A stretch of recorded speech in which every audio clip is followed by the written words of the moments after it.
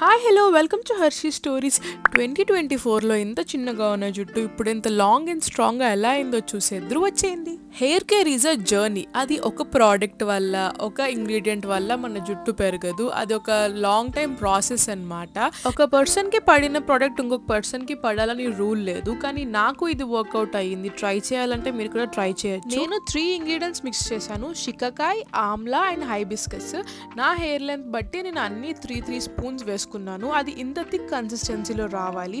And హెయిర్కి apply చేసే ముందు ఒక కప్ ఆఫ్ కోకోనట్ ఆయిల్ వేసాను నరిష్మెంట్ కోసం. మా పేరెంట్స్ యానివర్సరీ రోజు మేము స్విమ్ చేసాము, సో హెయిర్ అంతా చాలా డల్ డ్రైగా అయిపోయింది అనమాట. నేను 3 పౌడర్స్ వాడాను. ఫస్ట్ మందార పువ్వు మనకి చాలా న్యాచురల్ కండిషనర్లా పనిచేస్తుంది. షికాకాయ ఏమొచ్చి మనకి హెయిర్కి స్ట్రెంగ్త్ ఇస్తుంది.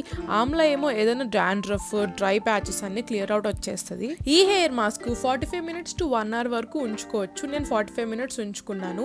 నాది న్యాచురల్గా కొంచెం వేవీ హెయిర్, సో నాది బిఫోర్ అండ్ ఆఫ్టర్ మీరే చూసారు కదా. నెక్స్ట్ ఎలా షాంపూ చేశాను, ఏ కండిషనర్ వాడాను నెక్స్ట్ వీడియోలో చెప్తాను. అవేం మిస్ అవ్వకూడదంటే సబ్స్క్రైబ్ చేసుకోండి. See you next time. Bye.